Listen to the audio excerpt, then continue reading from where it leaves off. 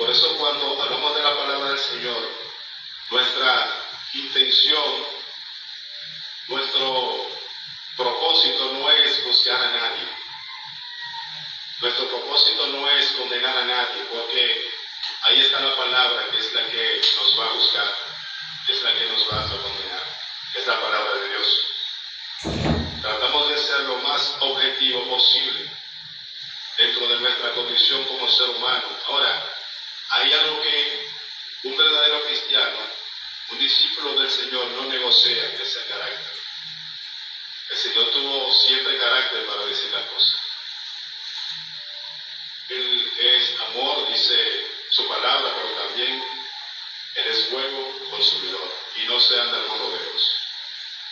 Moléstese quien se moleste, molestase quien se molestase en aquel tiempo, Él decía lo que tenía que decir. Porque en eso estriba lo que es la justicia. Bendito sea el Señor. Entonces vamos a leer en el Mateo capítulo 20. Mateo capítulo 20, el verso del 1 del 15. Mateo capítulo 20, verso del 1 al 15. Déjame ver si hace. Mateo 20.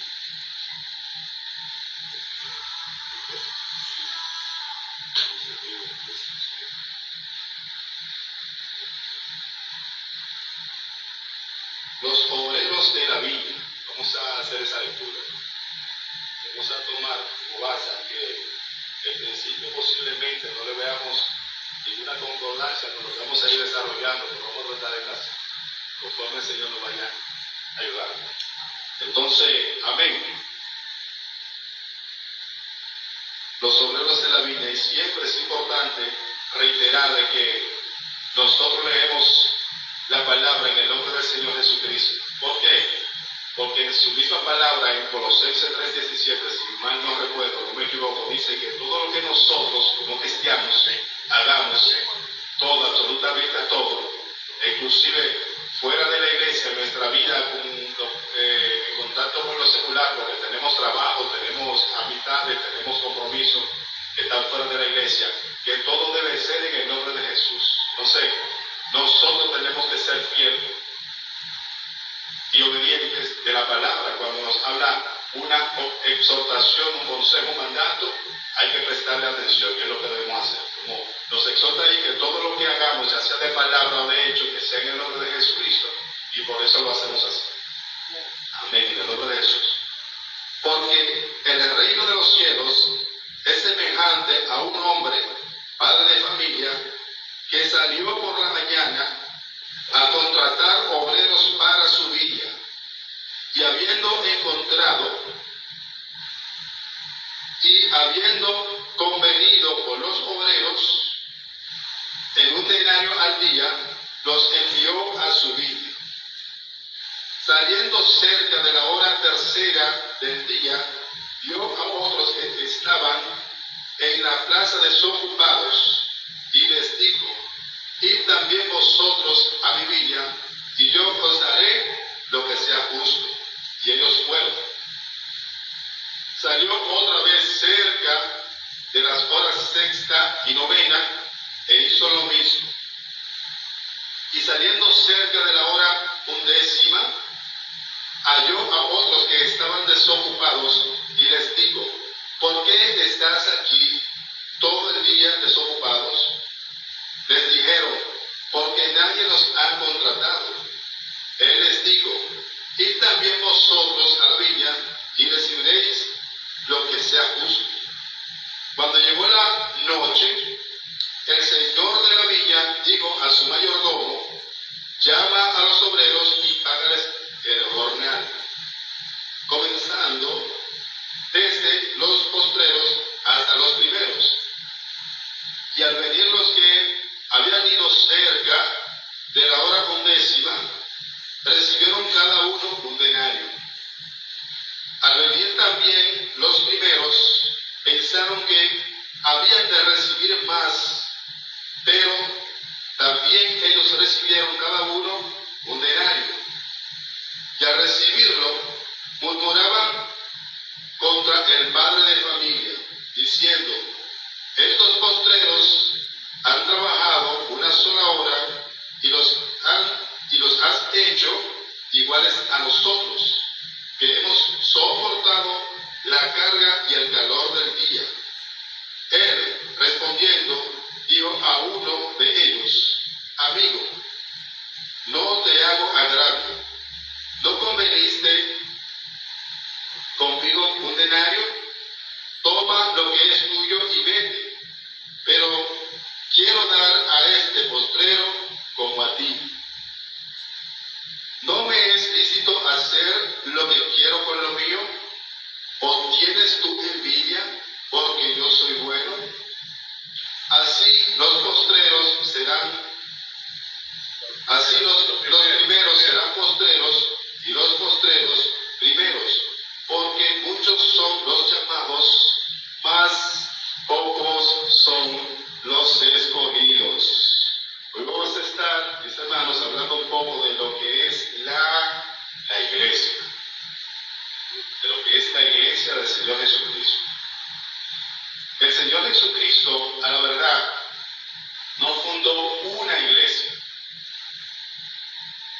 El Señor Jesucristo es el promotor, el propulsor, el ideólogo, el artífice de un estilo de vida, de una forma de vida, de una filosofía de vida, el cual es el cristianismo. Entonces, el cristianismo se fundamenta en la ley y los profetas, y en la doctrina de Jesucristo y los apóstoles. Entonces, los apóstoles a su vez se fundamentan en Cristo. Y el cristianismo en conjunto tiene como fundamento el perdón, la salvación, el amor a Dios por sobre todas las cosas y el amor al prójimo. Entonces, de esta ideología, de este movimiento, de esto que le llaman cristianismo, que en el mundo secular pudieran llamarle religión, están comprendidas o conjuntas, o hay un conjunto de lo que le llaman iglesias. Por eso dije al principio que no fundó una iglesia, sino que fue el ideólogo de una filosofía, de un estilo de vida, de una forma de vida, que es el cristianismo. Entonces, dentro de eso están lo que le llaman las iglesias. Muchas personas tienden a decir, no creyentes, ateos y también religiosos, de que están en lo que es la iglesia verdadera, que Jesucristo fundó una sola iglesia, y cada uno, cada religioso, cada parcela religiosa dice que su iglesia es la verdadera. Pero en el sentido estructural de la palabra, el significado de iglesia es el lugar de reunión, el lugar de adoración, como dice la alabanza que estaba cantando la hermana Jamie aquí.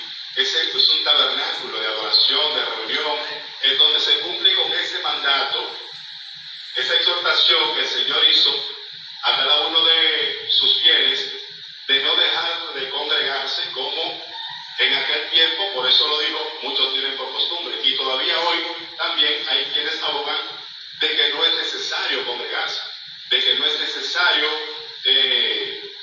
como dice la palabra, compensarse los unos con los otros, o sea, edificarse los unos a los otros, en lo que es la palabra de Dios.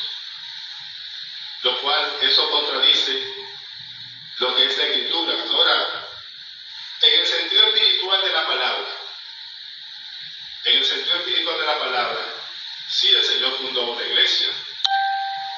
Porque la iglesia, aparte de lo que es la estructura física, aparte de lo que es la iglesia en el sentido perimetral, en el sentido físico, en el sentido de ese lugar en donde nos reunimos, la iglesia somos nosotros las personas. Y dice la palabra que nosotros las personas, los seguidores de Jesucristo, somos el cuerpo de Cristo, somos la iglesia. Entonces, en ese sentido, Él sí fundó una iglesia. Ahora, como estaba diciendo que la disputa y la controversia y el jalapa aquí, jalapa allá es cuál es la verdadera iglesia. La verdadera iglesia no se define por el tiempo de antigüedad. No se define por eso. Ni tampoco por tradición. No se define por eso. La verdadera iglesia se define por la doctrina del Señor. Esa iglesia que aunque tenga una semana o tenga un año, tenga 100 años, se fundamenta y se sujeta a la doctrina, a lo que dice la palabra. Esa es la verdadera iglesia. Entonces, en el principio, la iglesia primitiva tenían lo que eran muchas denominaciones, pero todas esas denominaciones fueron desapareciendo. Si nosotros podemos observar que ninguna de las iglesias que están plasmadas aquí en la palabra, en la Biblia, ninguna existe. Si mal, hasta donde yo tengo conocimiento, no existe ninguna. Fueron eliminadas por el imperio romano. Y las que fueron surgiendo también después, también fueron eliminadas, fueron diezmadas, también por el imperio religioso. Hay que aclarar algo, que la mayoría de sus hermanos que fueron dispersados se reunían en Cacatú, no se reunían en templos. No, porque usted lo dice, fueron dispersados, sí. O sea, eran perseguidos y para poder practicar su fe tenían que esconderse, no podían hacerlo de manera pública. Por eso decimos que esas fueron perseguidas y fueron eliminadas por el imperio. Ninguna de las iglesias que se plazan acá, ni siquiera las últimas, que son las que nos hablan en el Apocalipsis, de las 7 iglesias, ninguna existe. Y las que fueron surgiendo también, en lo que fue el periodo de la época de la Edad Media, también fueron desapareciendo. Y siendo objetivos, como dijimos al principio, se dispersaron, pero eso fue plan de Dios o propósito de Dios que se dispersen. Bueno, tú sabes que Dios siempre se conserva un remanente. Amén. O sea, ese remanente Dios lo tiene ahí, que pase lo que pase. Porque también, Roma, y tú sabes, sí, nos castigó, pero eso permitió que el evangelio se ensanchara. Sí, el evangelio se ensanchara, y aunque podríamos decir que el evangelio del Señor Jesucristo, la iglesia verdadera, estuvo a punto de perecer durante la Edad Media, pero todo eso era profético, todo eso estaba profetizado. Claro. O sea que tú sabes que Dios nos prueba como el fuego, como el oro, el fuego y la sed. Exactamente. Entonces todo eso estaba, si nosotros jugamos bien la palabra, todo eso, lo que ha acontecido con la iglesia y lo que va a acontecer en un futuro, todo eso está profetizado. Todo. Porque Dios siempre tiene el control de todo. Y las cosas no pasan así y Él conoce el corazón, conoce la intención de los hombres. Y Él sabe de antemano lo que va a pasar. Entonces, siendo objetivo, porque hay que decir las cosas como son. Si hay una iglesia de la que forman el cristianismo hoy en día, que siendo objetivo debemos reconocer que es la denominación más antigua, es la Iglesia Católica. Eso es la denominación más antigua de la iglesia. Si algún vestigio queda, que lo hay, porque en el Apocalipsis, en el capítulo 3, nos habla, y en Daniel, si mal no recuerdo, nos habla de un clamor que el Señor hace a esa iglesia, y la llama como pueblo mío. O sea que hay una iglesia. Pero si algún vestigio queda de esa iglesia en estos tiempos, es una iglesia que forma parte de lo que es el conjunto de iglesias, que en el sentido espiritual, esta iglesia del Señor Jesucristo, esa iglesia está o fue secuestrada desde el siglo IV por el imperio religioso de la época, de aquella época que predomina hasta ese tiempo. Pero hay que reconocer que sí, que es la iglesia más antigua, la denominación del cristianismo más antigua, que es la iglesia católica. Entonces, para seguir conectando con lo que es,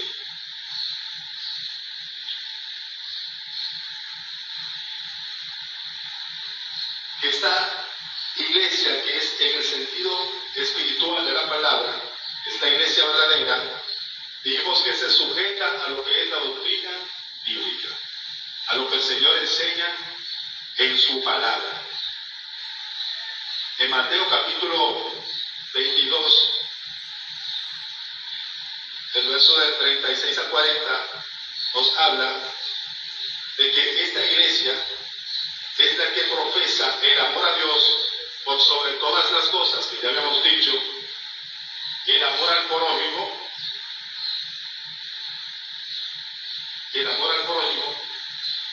también profesa lo que es lo que son los fundamentos del Evangelio, que es el perdón,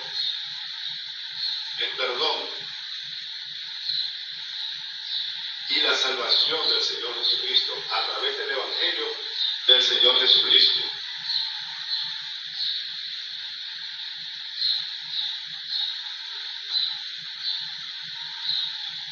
Entonces,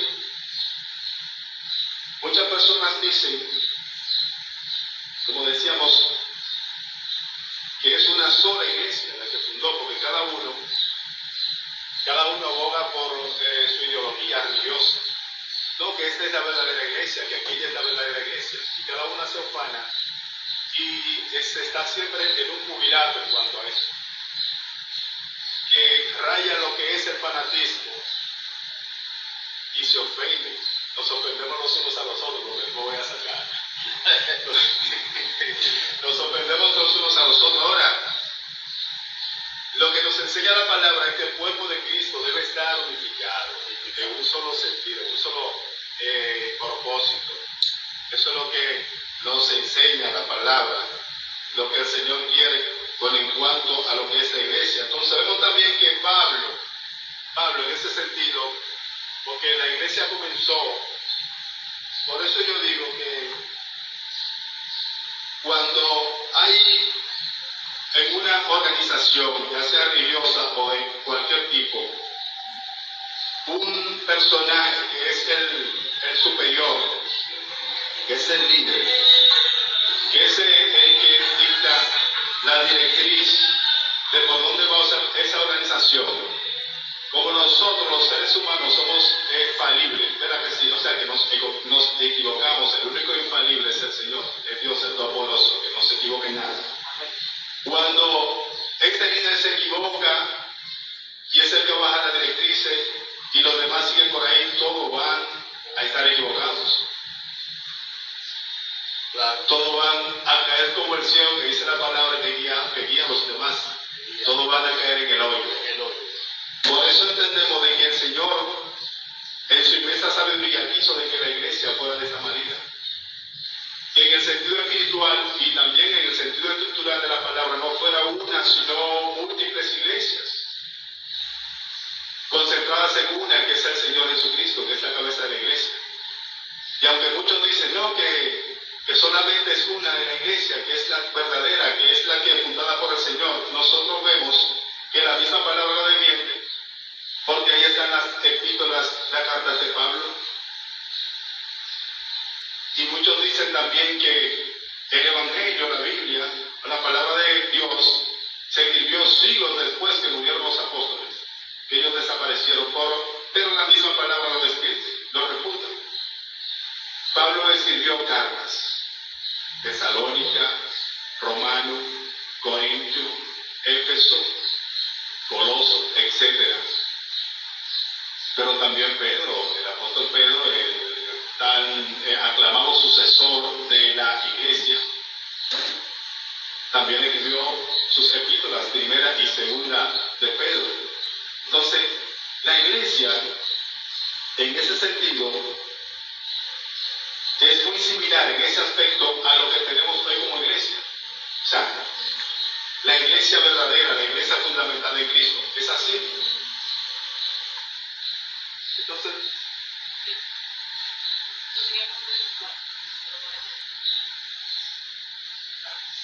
Entonces debemos estar conscientes para no dejarnos entrar en confusión cuando oigamos de que, por ejemplo, las iglesias cristianas evangélicas son un montón de iglesias, pero que eso es lo que nos dice la palabra, son muchas iglesias.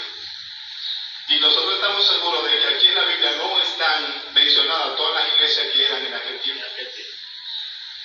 Esa es la iglesia, verdaderamente. ¿Había más?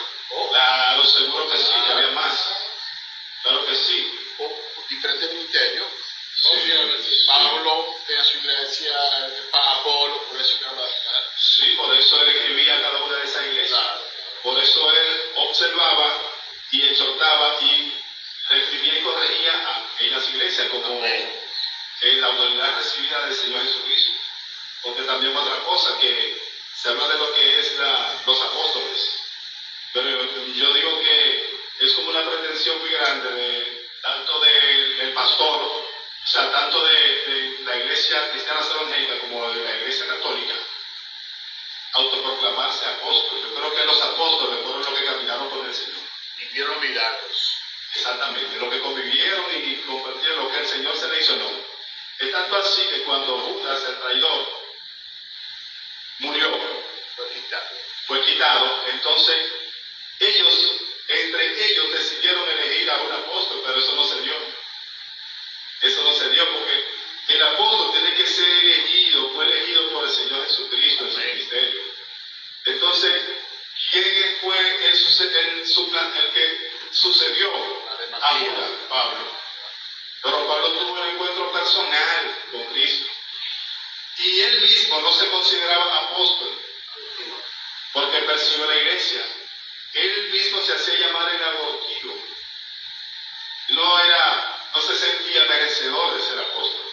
Entonces hoy nosotros vemos con tanta facilidad que los hermanos en la iglesia cristianas evangélicas se autoproclaman o se autodenominan apóstoles. Eso no es ¿cómo le digo? Algo como para negociar y manipular a la soberbia. Puede ser, claro, porque tú sabes que el apóstol es una jerarquía tremenda. Claro. Tú sabes lo que es tú caminar con el Señor, tú compartes con Él. Sí. Cuando Él tiene hambre, que tú lo veas comerse un pedazo de pan. Eso es algo extraordinario. Yo estaba en un banco, y llegó Ponciano con guardaespaldas. Y yo, wow, yo le dije, Ponciano, usted se ha crecido. Me miró, oh varón, Dios te bendiga, los tiempos del parque Riquillo. Como que no le gustó que yo le mencionara ese tiempo. ¿Por qué? Porque ya se cree un Dios, es un apóstol, porque le llaman apóstol, ya se cree que está por encima de todo el mundo. Varón, eso ya pasó. Dios te... Es también como los supuestos profetas de este tiempo, cuando buscan y llaman a predicadores, presentan a predicadores en la iglesia, al aire libre, lo que sea.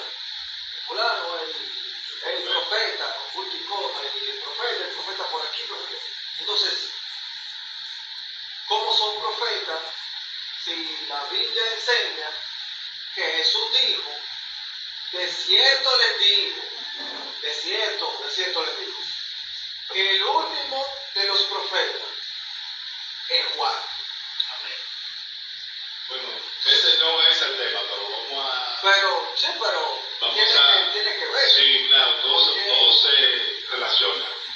Bueno, yo entiendo, conforme dice la palabra, que ¿cuál es la función o el papel del profeta? La función del profeta en el antiguo pacto. Díganme ustedes más o menos. La función del profeta. Sí, ¿qué hacía el profeta? Bueno, no sé si tenía una función o varias funciones en una. Tenía varias. Bueno. Pero sí, la función del profeta es, aparte de ser el mensajero, el portavoz de Dios, era también, como le digo, era un guía, un sanador, era un fortalecedor, ¿me entiendes? Usted lo dijo desde el principio. Una persona sea, de Dios Usted a quiere través hacer de la algo. persona. Mira, la función del profeta era servir de atalaya, era comunicar al pueblo El mensaje. el mensaje que Dios tenía para ese pueblo, ¿verdad? Ya sean cosas buenas o cosas no tan buenas. No, Pero la palabra dice que Dios no hace nunca nada sin antes avisar al pueblo por medio de sus siervos los profetas. En el antiguo pacto, el pueblo de Dios era un pueblo pequeño prácticamente, era el pueblo de Israel, el cual él separó y tiene su razonamiento, no porque le nació, como nosotros muchas veces oímos, no fue por eso, que eso pues, se puede hablar en otra ocasión, pero él preparó ese pueblo, y lo preparó y lo seleccionó y lo escogió de entre los demás pueblos, y eso tiene su razonamiento, y era un pueblo pequeño. Entonces ese pueblo tenía profetas, pero fíjense que los profetas en la Biblia se pueden contar en un lapso de tiempo de hasta Jesucristo de 4.000 años. Se puede contar con la mano, no con la de la mano, pero son pocos. Pero ¿qué pasa? Que en el nuevo pacto, el pueblo ha crecido. El pueblo, esa bendición, esa promesa que se le hizo a Abraham, que su simiente sería bendecida a todas las naciones, se está cumpliendo todavía. Porque el evangelio se ha expandido, el pueblo de Dios se ha expandido por el globo terráqueo entero. Entonces, en ese sentido también tiene que haber más profetas. ¿Por qué entonces? Ahora, el profeta no habla de sí, sino que habla de la palabra de Dios. Pablo en Corinto corrige a la iglesia, porque en la iglesia de Corinto había muchas personas que tenían el don de lengua. Y entonces estas personas comenzaban a hablar en lenguas y lo que hacían era perturbar a la congregación, porque no edificaban a nadie, porque hablaban lenguas angelicales para sí mismos, para con Dios, para con los ángeles, pero la iglesia no se edificaba porque no entendía, nadie entendía. Entonces él decía que él prefería mejor que profetizara, que si no había quien pudiera interpretar a usted mismo que estaba hablando en lengua, no tenía el don de la interpretación, que se callara, porque no estaba edificando a nadie, al contrario. Él decía que si alguien en un idioma extranjero iba a hablar a una comunidad y esa comunidad no entendía ese idioma, no había comunicación, no había efectividad en comunicación efectiva. Que él prefería mejor que profetizaran en vez de que hablaran en lenguas. Entonces, entiendo que Pablo se refería ahí de que en el sentido de que nosotros los cristianos hablamos de la palabra de Dios, ¿verdad? No hablamos de nosotros, en ese sentido, todos somos profetas porque nosotros lo hacemos. Todo el que es cristiano, que ha recibido a Cristo y que predica el Evangelio de Jesucristo, es profeta. Ahora, de que hay personas que reciben una porción superior, como decir, que reciben la gracia para desarrollar lo que es su ministerio también. Sí, hay profetas, porque no podemos olvidar a Joel, creo que en el capítulo 1, capítulo 2 de Joel. Y también el apóstol Pablo habla de eso, no sé en qué libro, si en Corintios, que habla de que en estos tiempos, los tiempos finales, los tiempos del fin de esta generación, el Señor iba a derramar de su espíritu sobre toda carne, porque el profeta profetizaba cuando era tomado en éxtasis por el Espíritu para recibir el Espíritu del Señor, para recibir revelación. No era en un estado normal, sino que tenía una intimidad tan extraordinaria con el Señor, con el Espíritu Santo de Dios, que a través de ahí recibía lo que recibía para el pueblo. Entonces, nosotros somos profetas, todos los que profesamos la palabra del Señor, todo el que predica el Evangelio, aún el que no tiene el don o sea, el que tiene el miedo escénico de pararse a hablar a los demás, también profetiza, porque mire, la mejor prédica es la del ejemplo del Evangelio. Esa es la mejor prédica. Cuando predicamos con el ejemplo, estamos dando la mejor prédica. Claro, porque Muchos hablan y no hacen. Muchos somos fariseos. Muchos somos hipócritas. Muchos nos paramos en un sitio y comenzamos a hablar y comenzamos muchísimas cosas. Y Dios nos usa como quiera, porque Él te usa. Porque es su palabra y su palabra no cae en el vacío. Pero somos un mal ejemplo en esta casa, con los vecinos, en el trabajo, con la sociedad.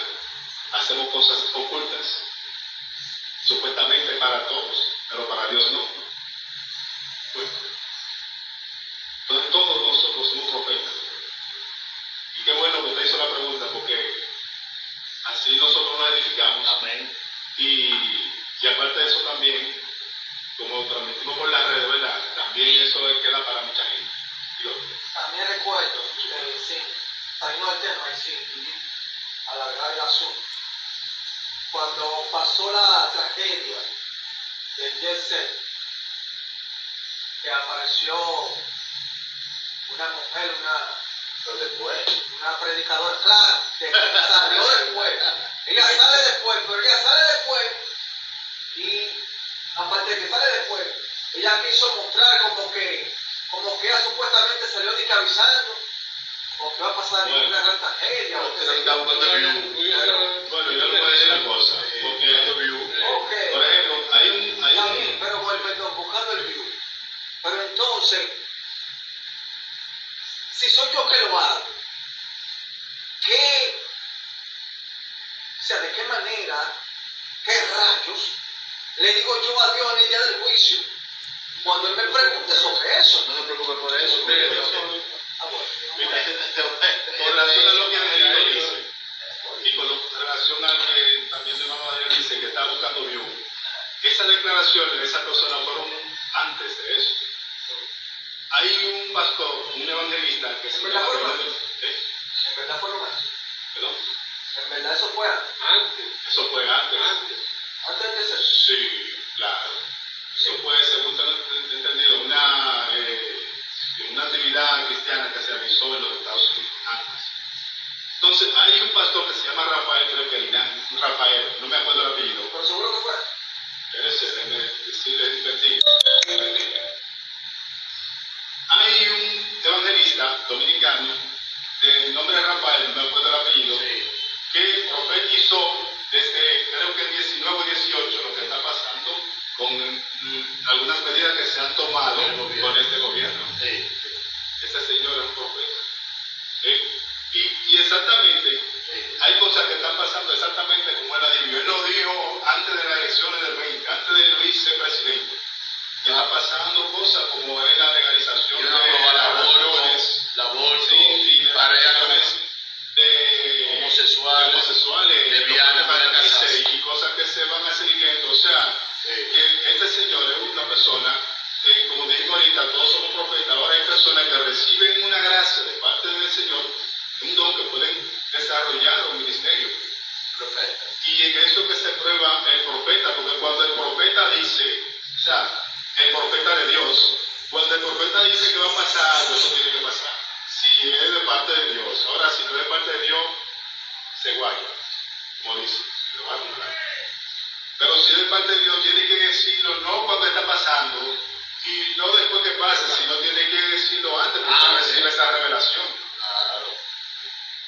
Entonces, ese señor que no recuerdo el apellido, que en el 2018, por ahí, 2019, habló de esas cosas y que cosas de las que él habló están pasando, son dos cosas, o es brujo o es profeta. Pero el único que sabe todo de antemano lo que va a pasar se llama Dios, el único. Después el otro lo que hace es que adivina. El otro podrá ser psicólogo, lo que sea, y en base a la psicología, por eso, en base a la ciencia, la psicología, por eso dicen que la psicología es igual que el derecho, son profesiones como que hay que saberla sobrellevar muy bien. Hay que, para ser cristiano, o sea, tiene que ser verdaderamente una persona que tenga un corazón cristiano, porque se presta por muchas cosas. Bueno, entonces, ese señor,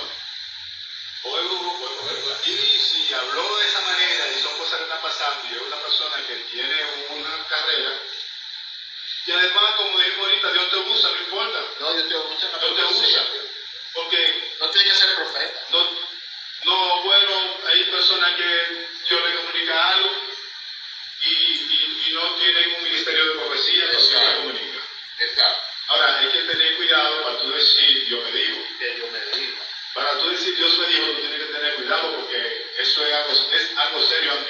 está tan relajado, entiendo la preocupación, eso está muy relajado actualmente. Amén. Demasiado. Dios me dijo. Sí, Dios me dijo, pero de que Dios habla, porque si es que Dios no tiene. Yo declaro esa palabra Bueno, yo declaro también es algo tueco. Entiendo.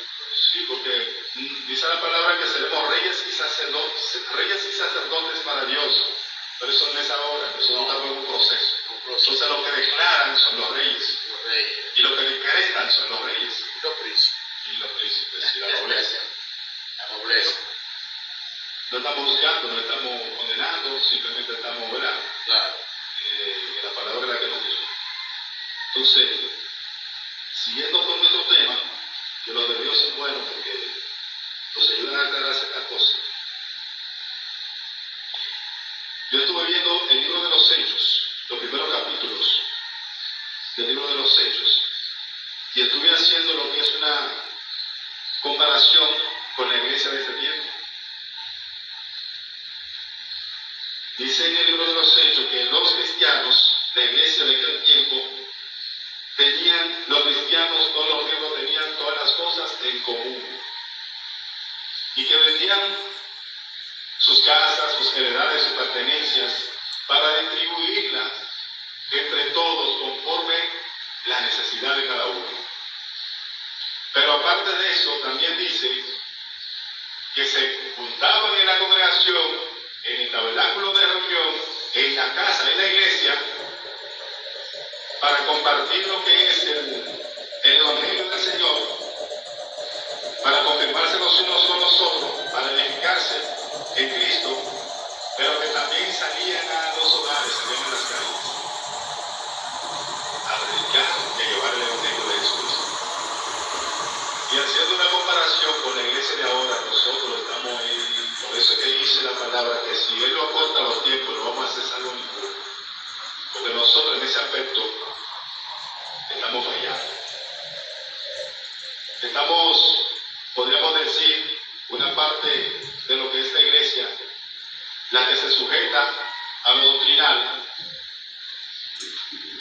está bien, porque dentro de nuestra condición como personas, como seres humanos, tratamos de hacer conforme dice la palabra, o sea, conforme lo que exhorta la palabra, lo que enseña la palabra, lo que nos manda la palabra, los mandamientos y todo eso. Pero en cuanto a lo que es el desempeño de la iglesia, estamos pobres ahí. Yo recuerdo cuando era más joven y cuando niño, que las iglesias evangélicas y todas, la iglesia, todas las denominaciones religiosas, incluyendo la católica, se desempeñaban de otra manera. Mi madre, que primero fue católica, como por 30 años, yo recuerdo que ella salía, tenían un grupo de evangelización y salían por todos los barrios. La Ciénega, España, 27 de febrero, todo eso contorno por ahí salían. Guachupita, el Uperón, todo eso contorno, la Cañita, todo eso contorno salían a predicar la palabra, el evangelio con un ánimo y un entusiasmo tremendo.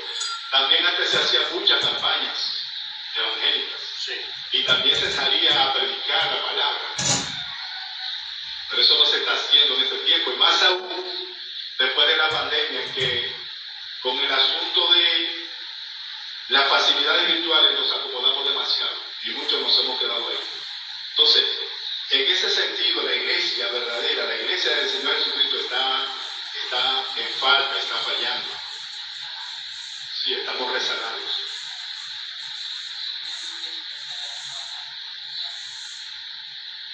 Estamos rezagados en cuanto a eso. Ahora, no viéndolo como una excusa, pero dice en Mateo 24, que por haberse multiplicado la maldad, el amor de muchos se enfriará. Y cuando habla de eso, no está hablando del mundo secular, está hablando de la iglesia. Está hablando de nosotros, de la iglesia, de los seguidores del Señor.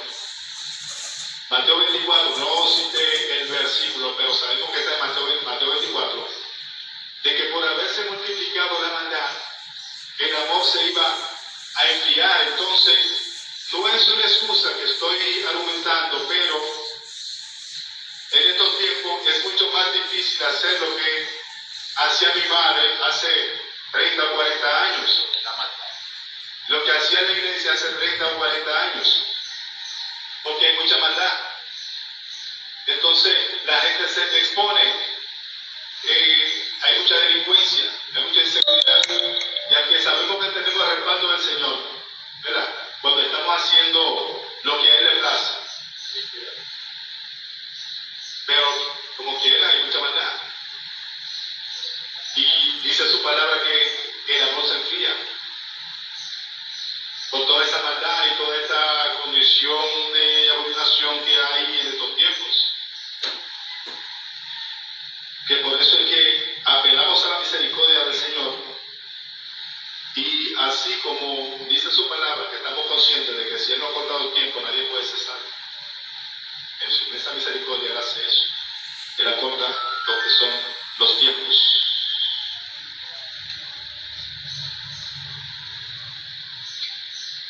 Con relación a lo que en la misma iglesia, lo que muchos tratan de argumentar para apropiarse o agenciarse de que son la única iglesia, la verdadera iglesia. Voy a hacer una pregunta acá. Si las iglesias evangélicas, la iglesia a la cual nosotros pertenecemos, tienen lo que le llaman, lo tan abogada y tan mencionada y tan argumentada, sucesión apostólica. La sucesión apostólica. Nosotros no tenemos sucesión apostólica. La única iglesia que argumenta tener la sucesión apostólica y sacerdotal es la iglesia católica.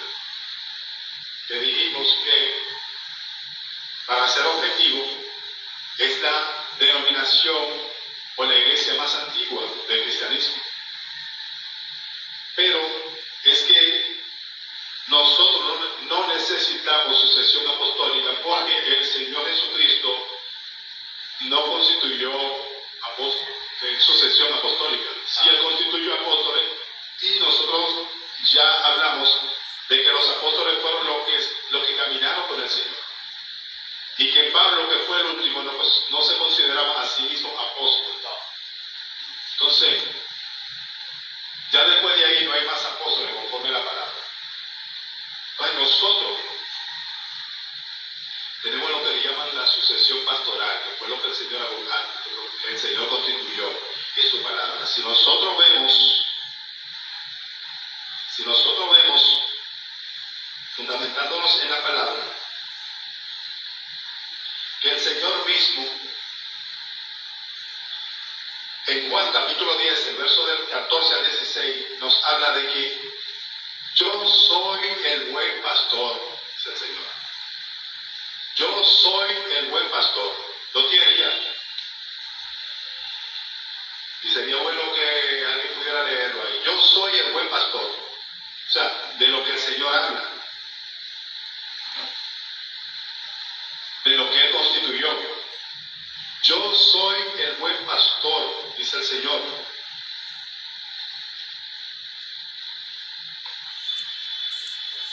Juan capítulo 10, verso del 14 al 16. Yo soy el buen pastor. Del 14 al 16. Déjalo usted, hermano. Por favor.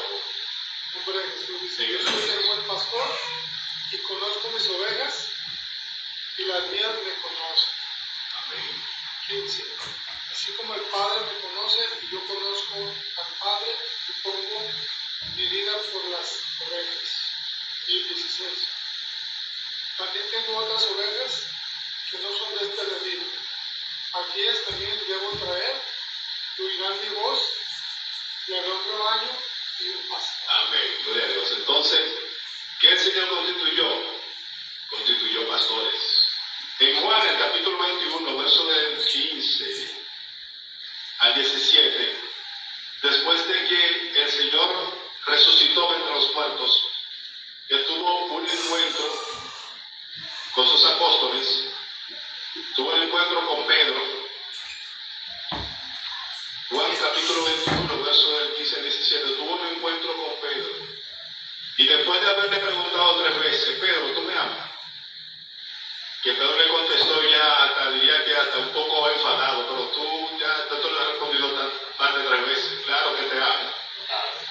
La respuesta del Señor fue, apacienta mis ovejas, pastoreas mis ovejas. Él utilizó 2 palabras de igual significado, que es pastorear y apacentar.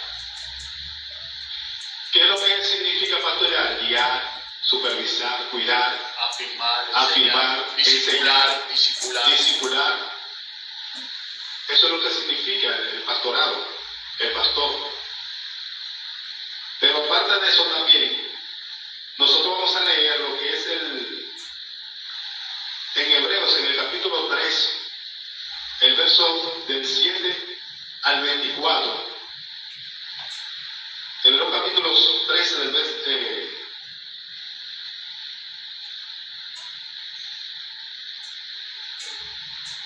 Hebreos, en donde Pablo, el apóstol Pablo, nos habla o nos muestra lo que es el ministerio del pastor, el ministerio de la sucesión pastoral.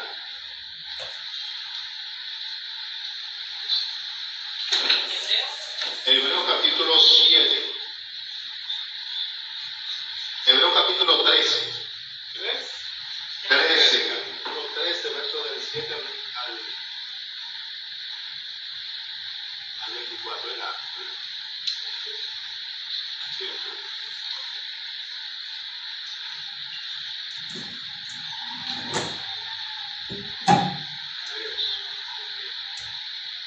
Vamos a leer ahí, ¿verdad? Capítulo 13, voy a leer yo. 13,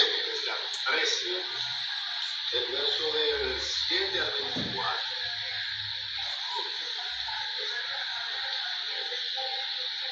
Desde cristiano.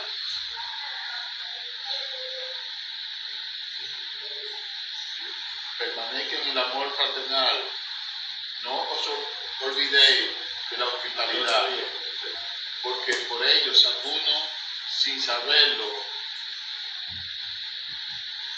Vamos a leerlo del verso 7 en adelante. Sí, déjame leerlo yo.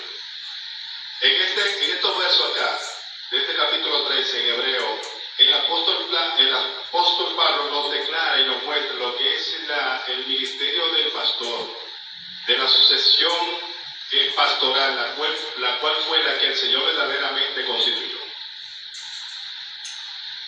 De la manera siguiente, dice, aquí no habla de sacerdote, aquí sí menciona la palabra sacerdote, pero no en ese sentido. Dice, acordaos de vuestros pastores. Eso es el apóstol escribiendo a los hebreos. Acordaos de vuestros pastores que os hablaron la palabra de Dios. Considerad cuál haya sido el resultado de su conducta e imitar su fe. Jesucristo es el mismo ayer, hoy y por los siglos. No os dejéis llevar de doctrinas diversas y extrañas, porque buena cosa es afirmar el corazón con la gracia, no con viandas que nunca aprovecharon a los que se han ocupado de ellas. Tenemos un altar del cual no tienen derecho de comer los que sirven al tabernáculo, porque los cuerpos de aquellos animales cuya sangre, a causa del pecado, es introducida en el santuario por el sumo sacerdote, son quemados fuera del campamento. O sea, habla ahí de como ya algo de continuado, lo que es el sacerdocio. Por lo cual también Jesús, para santificar al pueblo mediante su propia sangre, padeció fuera de la puerta. Salgamos pues a él fuera del campamento, llevando su vituperio. porque no tenemos aquí ciudad permanente, sino que buscamos la porvenir. Así que ofrezcamos siempre a Dios por medio de Él sacrificio de alabanza, es decir, fruto de labios que confiesan su nombre. Y de hacer bien y de la ayuda mutua no os olvidéis, porque de tales sacrificios se agrada a Dios. Obedeced a vuestros pastores, vuelve y recalca, y sujetaos a ellos, porque ellos velan por vuestras almas como quienes han de dar cuenta, para que lo hagan con alegría y no quejándose, porque esto no es provechoso. Entonces, vemos ahí que sí, verdaderamente el ministerio que el Señor constituyó es el del pastor. Ahí nos habló del sacerdote, pero de una manera como ya pasada, porque Jesucristo fue el último de los sacerdotes terrenales. Amén. Y el primero de los celestiales. Por eso dice la palabra que nosotros ya en la Jerusalén, la celestial, vamos también a ser a semejanza de sacerdotes para Dios. Pero todavía no hemos llegado a ese nivel. Y que también vamos a recibir vamos a ser jueces.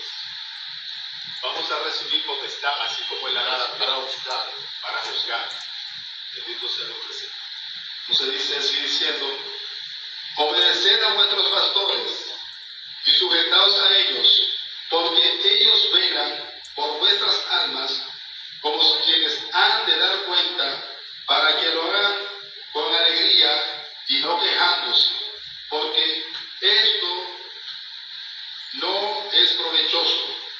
Orad por nosotros, pues confiamos en que tenemos buena conciencia, deseando conducirnos bien en todo, y más os ruego que lo hagáis así, para que yo os sea restituido más pronto.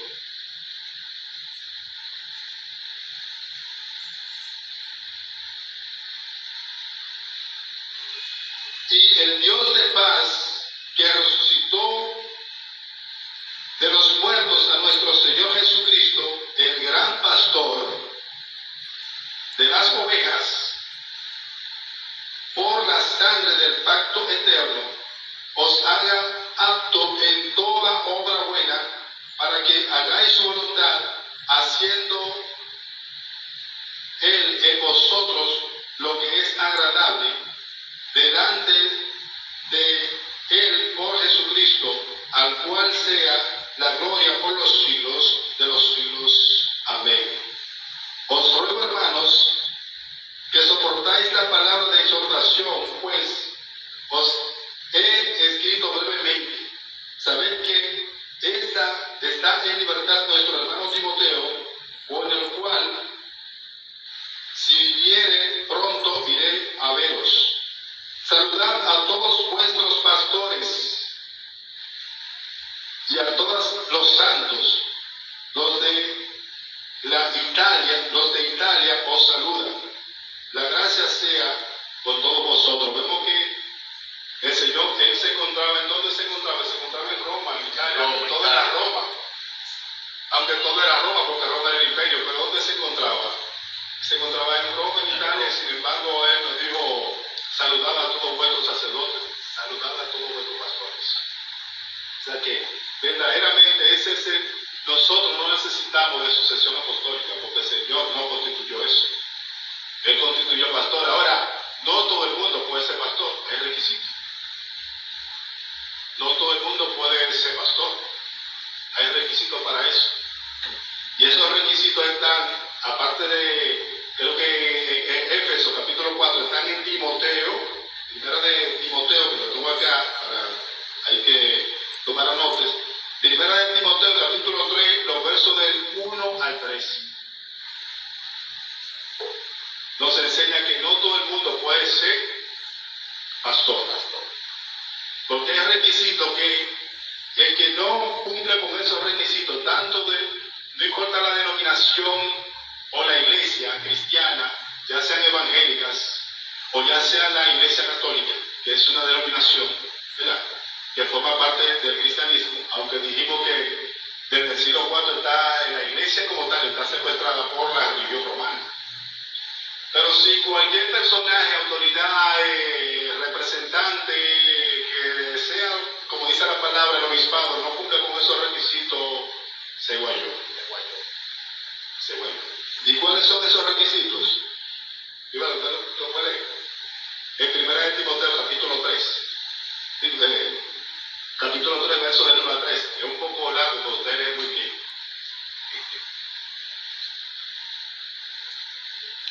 Primera de Timoteo, capítulo 3, verso del 1 al 3. Dice, palabra fiel, si alguno anhela obispado, buena obra desea. Pues es necesario que el obispo sea irreprensible, marido de una sola mujer, sobrio, prudente, decoroso, hospedador. Parece ahí, hermano.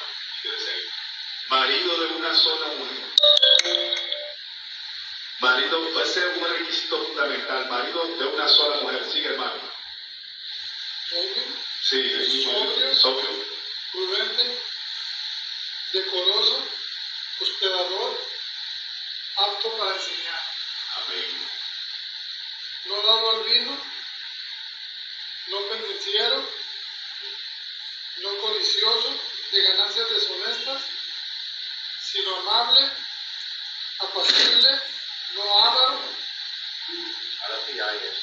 que gobierne bien su casa, que tenga a sus hijos en sujeción con toda honestidad, pues el que no sabe gobernar su propia casa, ¿cómo cuidará de la iglesia de Dios? No un neófito, no sea que envaneciéndose caiga en la tentación del diablo. También es necesario que tenga buen testimonio de los de afuera, para que no caiga en descrédito y en lazo de diablo. Amén. Amén. Entonces, ya vemos que conforme la palabra hay un requisito, no cualquiera puede ser pastor. Pero como muchos dice. requisitos. Pero sí, claro. O sea, hay mucha falta hoy en día porque es que si usted falla en uno solo, ya usted no califica. Porque es que son todos los requisitos. Usted puede ser no avaro, usted puede ser no tener como objetivo la ganancia deshonesta. Usted puede ser buen operador. Usted puede dar, podríamos decir, puede ser buena persona ante la vista de los demás. Pero uno de los fundamentales es que debe ser marido de una sola mujer. Usted tiene que ser varón casado, como dice la palabra. Varón casado, marido de una sola mujer. Entonces, es ahí en donde la mayoría de los que abogan por lo que es la sucesión apostólica se caen, porque están en rebeldía. Usted no puede ser un guía del pueblo de Dios si usted está en rebeldía de lo que dice Dios en su palabra. El celibato es una imposición o una imposición de los hombres, una doctrina de hombres, qué sé yo, como lo pudiera llamar. Eso no está en la palabra. Pero aparte de eso también en donde se cae mucha gente, tanto de cualquier iglesia, tanto protestantes como le llaman, evangélica, lo que sea, es en cuanto a lo que es la ganancia deshonesta. En cuanto a lo que es la ganancia deshonesta. Hoy en día mucha gente tiene, y también en el pasado, por eso el Señor cortó lo que fue en el templo, los negocios que había, porque la gente tiene como negocio la fe. Y bueno, hoy en día muchos concilios no son sino empresas, se manejan como empresas. Se manejan como empresas. Yo creo que vamos a dejarlo hasta ahí ya, porque ya está bueno. Pero creo que cubrimos todo lo que teníamos acá, gracias a Dios, y no quedó nada pendiente. Quedó por un detallito, pero que ya todo está claro. Entonces, gracias mis hermanos, gracias a Dios por la oportunidad que nos dio. Y nada, agradecido al Señor.